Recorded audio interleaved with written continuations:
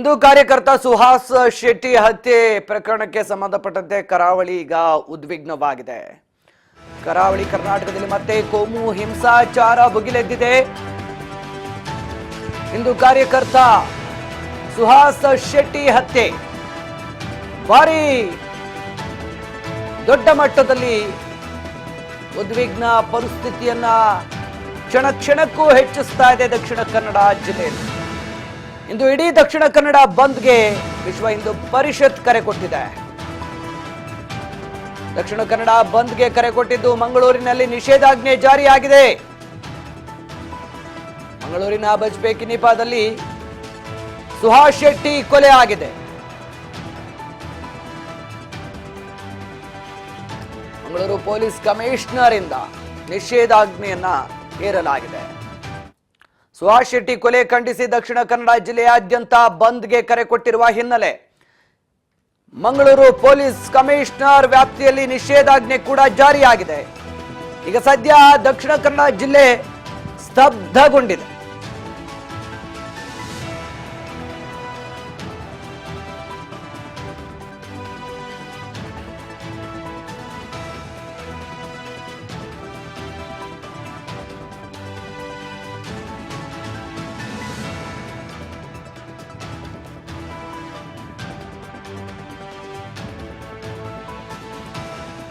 ಉದ್ರಿಕ್ತರ ಗುಂಪಿನಿಂದ 3 ಬಸ್ಗಳ ಮೇಲೆ ಕಲ್ಲು ತೂರಾಟ ಕೂಡ ಆಗಿದೆ.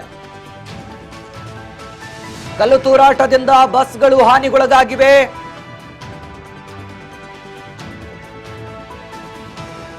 ದಕ್ಷಿಣ ಕನ್ನಡ ಜಿಲ್ಲೆಯಲ್ಲಿ ಸಂಪೂರ್ಣ ಬಂದ್.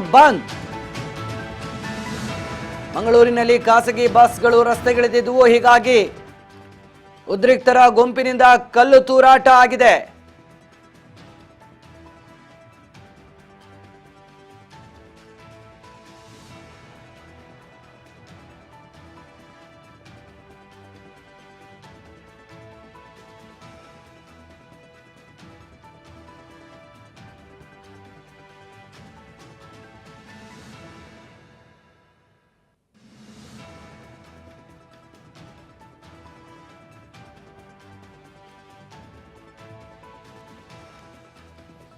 ಕೊಲೆ ಮಾಡಿ ಆರೋಪಿಗಳು ಪರಾರಿ ಆಗ್ತಾ ಇರುವಂತ ಒಂದು ದೃಶ್ಯ ಮತ್ತೊಂದು ಕಡೆ ನೋಡ್ತಾ ಇದ್ದೀರಿ. ಹಿಂದೆ ಅಲ್ಲಿ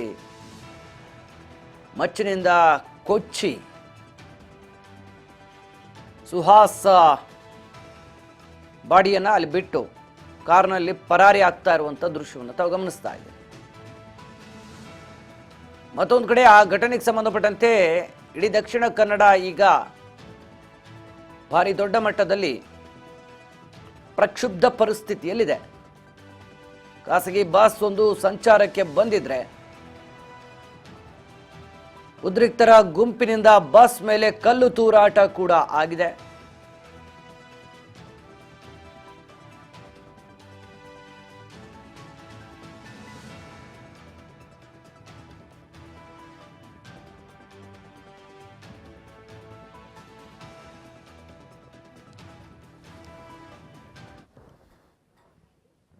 Yes, sir.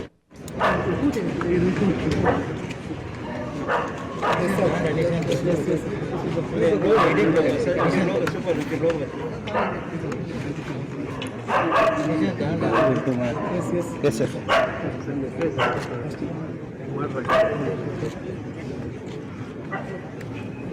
ಸುಹಾಸ್ ಶೆಟ್ಟಿ ಅನ್ನುವಂಥ ಹಿಂದೂ ಕಾರ್ಯಕರ್ತನ ಬರ್ಬರ ಹತ್ಯೆ ಆಗಿದೆ ಇವತ್ತು. ಇಡೀ ಕರ್ನಾಟಕದಲ್ಲಿ, ಇಡೀ ರಾಜ್ಯದಲ್ಲಿಯೇ ಹಿಂದೂಗಳಿಗೆ ಉಳಿಗಾಲ ಇಲ್ಲದಂಥ ಒಂದು ಪರಿಸ್ಥಿತಿ ಕಣ್ಮುಂದೆ ಬರ್ತಾ ಇದೆ. ಸರ್ಕಾರ ಮತ್ತು ಪೊಲೀಸ್ ಇಲಾಖೆ ಹತ್ರ ಇಮಿಡಿಯೇಟ್ ಆಗಿ ಯಾರು ಈ ಕೊಲೆಯನ್ನು ಮಾಡಿದ್ದಾರೆ, ಈ ಬರ್ಬರವಾಗಿ ಹತ್ಯೆಯನ್ನು ಮಾಡಿದ್ದಾರೆ ಹಾಡುವಾಗಲೇ, ಅವರನ್ನು ಇಮಿಡಿಯೇಟ್ ಆಗಿ ಬಂಧಿಸಬೇಕು, ಕಾನೂನು ಕ್ರಮ ಜರುಗಿಸಬೇಕು ಅನ್ನುವಂಥ ಮಾತಂತ ಹೇಳಲಿಕ್ಕೆ ಇಚ್ಛಿಸ್ತಿದ್ದೇವೆ. ಎಲ್ಲ ಕಡೆ ಸಹ ಈ ರೀತಿಯ ಸಮಾಜಘಾತಕ ಶಕ್ತಿಗಳಿಗೆ ಕುಮ್ಮಕ್ಕು ಕೊಡ್ತಿರುವ ಕಾರಣಕ್ಕಾಗಿ ಈ ರೀತಿ ಘಟನೆಗಳು ಆಗ್ತಾ ಇದೆ.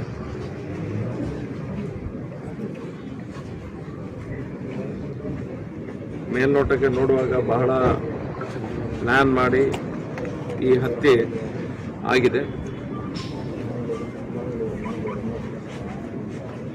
ಕಾರಲ್ಲಿದ್ದಂಥ ಮತ್ತೊಬ್ಬ ವ್ಯಕ್ತಿಗೆ ಸಹ ಕೈ ಮತ್ತು ಸ್ವಲ್ಪ ಗಂಭೀರ ಸ್ವರೂಪದ ಗಾಯಗಳು ಸಹ ಆಗಿರ್ತದೆ. ಪೊಲೀಸ್ ಇಲಾಖೆ ಹತ್ರ ನಾವು ಬಹಳಷ್ಟು ಸಮಯಗಳಿಂದ ಯಾರೆಲ್ಲ ಬೇರೆ ಬೇರೆ ಶಾನ್ ಪೂಜಾರಿ ಹತ್ಯೆ ಆಗಿರ್ಬೋದು, ಬೇರೆ ಬೇರೆ ಹತ್ಯೆಗಳಲ್ಲಿ ಭಾಗಿಯಾದಂಥವರನ್ನು ಸ್ಟೇಷನ್ಗೆ ಕರೆಸಬೇಕು, ಅವರು ಏನು ಮಾಡ್ತಾ ಇದ್ದಾರೆ ಅವರ ಚಲನವಲನಗಳ ಮೇಲೆ ನಿಗಾ ಇಡಬೇಕು ಅನ್ನುವಂಥ ಕೋರಿಕೆಯನ್ನು ಪದೇ ಪದೇ ಇಡ್ತಾ ಇದ್ರು ಸಹ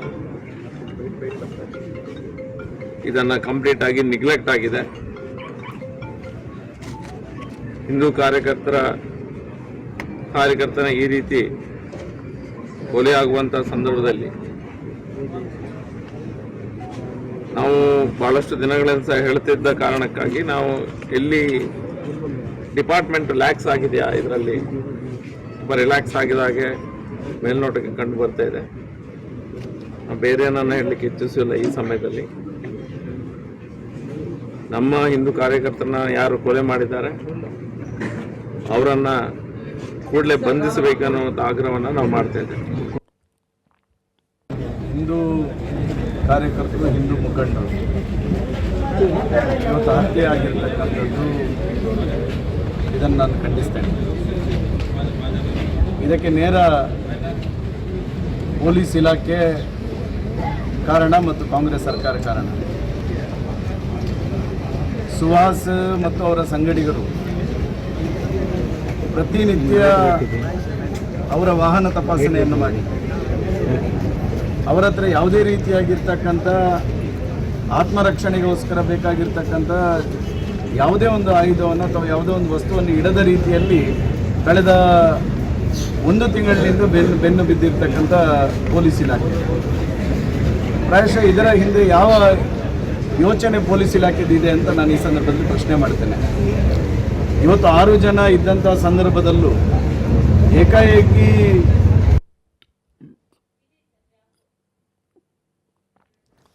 ಸದ್ಯ ಹಿಂದೂ ಕಾರ್ಯಕರ್ತರ ಜೊತೆಗೆ ನಾವು ಇದ್ದೀವಿ, ಹಿಂದೂ ಕಾರ್ಯಕರ್ತರ ಸಾವಿಗೆ ನಾವು ನ್ಯಾಯ ಕೊಡಿಸ್ತೀವಿ ಅಂಥೇಳಿ ಈಗ ಹಲವಾರು ಬಾರಿ ಹಲವು ನಾಯಕರು ಇಂಥ ಘಟನೆಗಳಾದಾಗ ಬಂದು ಬೀದಿಲಿ ನಿಂತು ಮಾತಾಡ್ತಾರೆ. ಬಟ್ ಆಮೇಲೆ ಈ ಕೊಲೆಗಳು ಹೀಗೆ ಮುಂದುವರಿತಾ ಇದೆ. ಬಟ್ ಕಳ್ಕೊಂಡಂಥ ಕುಟುಂಬ ತಮ್ಮ ಮಕ್ಕಳನ್ನು, ತಮ್ಮ ಮನೆ ಜವಾಬ್ದಾರಿ ಹೊತ್ತವ್ರನ್ನ ಕಳ್ಕೊಂಡು ಅವರಂತೂ ಬೀದಿಗೆ ಬರೋದು ನಿಲ್ತಾ ಇಲ್ಲ. ಕೋಮು ಸಂಘರ್ಷಗಳ ಕಾರಣದಿಂದಾಗಿ ಮಂಗಳೂರಲ್ಲಿ ಇನ್ನೆಷ್ಟು ಸಾವುಗಳನ್ನು ಆ ಭಾಗದ ಜನ ನೋಡಬೇಕು ಗೊತ್ತಿಲ್ಲ. ಹಿಂದೆ ಯಾರನ್ನು ಕೊಲೆ ಮಾಡಿದ್ರು ಅಂತ ಆ ದ್ವೇಷಕ್ಕೆ ಇನ್ನೊಬ್ರಿಗೆ ಕೊಲೆ ಮಾಡೋದು, ಇನ್ನೊಬ್ಬರನ್ನ ಕೊಲೆ ಮಾಡಿದ್ರು ಅಂತೇಳಿ ಮತ್ತೊಬ್ರಿಗೆ ಕೊಲೆ ಮಾಡೋದು, ಇದು ಬಹಳ ಸಹಜ ಆಗೋಗಿದೆ ಮಂಗಳೂರಿನ ದಕ್ಷಿಣ ಕನ್ನಡ ಭಾಗದಲ್ಲಿ. ಸದ್ಯಕ್ಕಂತೂ ಈಗ ಸುಹಾಸ್ನ ಕೊಲೆಯಿಂದಾಗಿ ಇಡೀ ಮಂಗಳೂರು ಒಂದು ರೀತಿ ಸ್ತಬ್ಧವಾಗಿದೆ.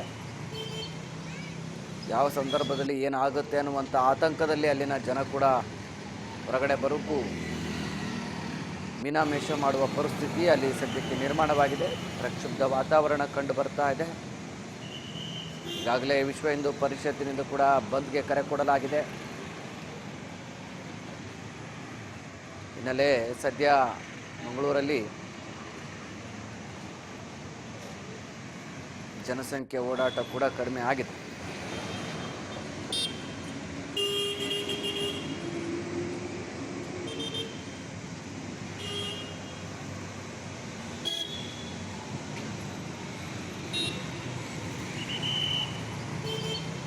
ಸುಮಾರು 3 ಬಸ್ಗಳ ಮೇಲೆ ಕಲ್ಲು ತೂರಾಟ ಆಗಿದೆ ಅನ್ನುವಂಥ ಮಾಹಿತಿ ಇದೆ.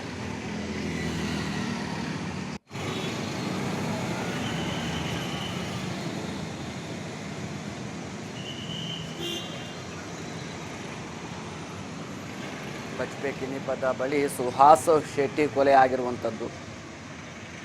ಸದ್ಯ ಇದನ್ನು ಖಂಡಿಸಿ ದಕ್ಷಿಣ ಕನ್ನಡ ಜಿಲ್ಲೆಗೆ ಬಂದ್ ಕರೆ ಕೊಟ್ಟಿದೆ ವಿಶ್ವ ಹಿಂದೂ ಪರಿಷತ್. ಹೀಗಾಗಿ ಪೊಲೀಸ್ ಕಮಿಷನರ್, ಮಂಗಳೂರಿನ ಪೊಲೀಸ್ ಕಮಿಷನರ್ ಕೂಡ ನಿಷೇಧಾಜ್ಞೆಯನ್ನು ಜಾರಿ ಮಾಡಿದ್ದಾರೆ.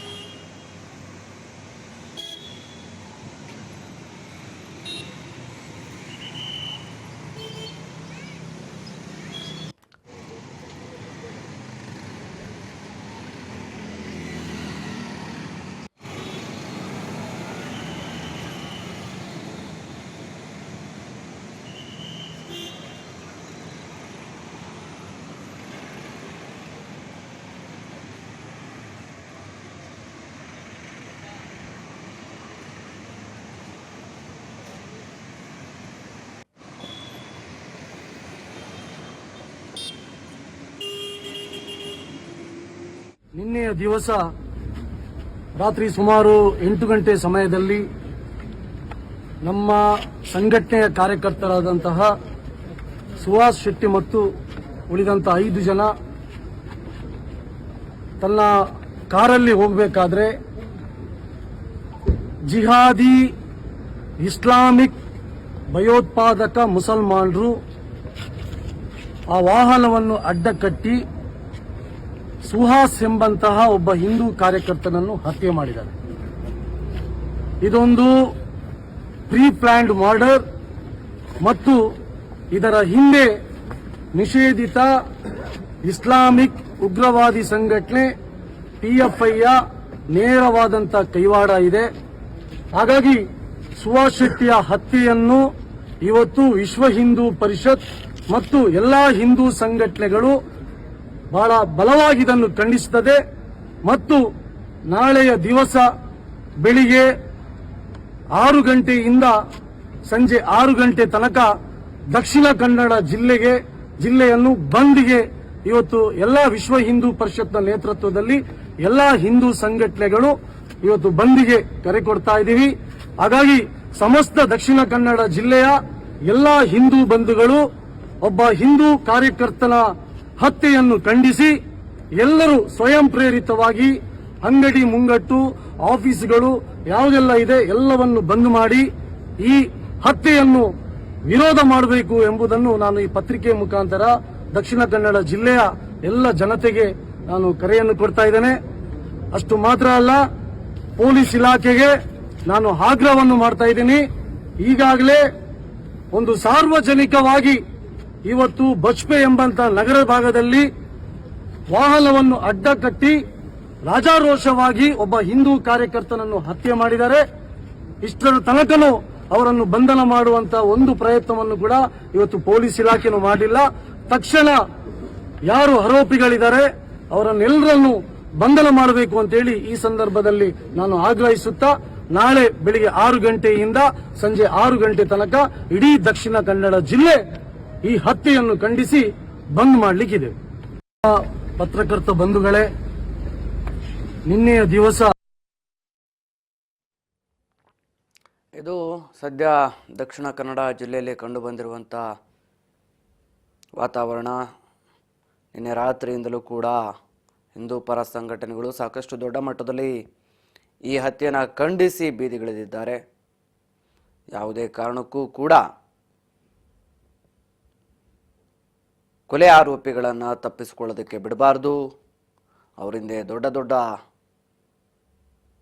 ಭಯೋತ್ಪಾದಕ ನಂಟಿನ ಸಂಘಟನೆಗಳ ಬೆಂಬಲ ಇದೆ. ಬರ್ಬರವಾಗಿ ನಗರ ಪ್ರದೇಶದಲ್ಲಿ ಈ ರೀತಿ ಕೊಲೆ ಮಾಡಿರುವಂಥ ಅಮಾನುಷ ಕೃತ್ಯ ಇದು.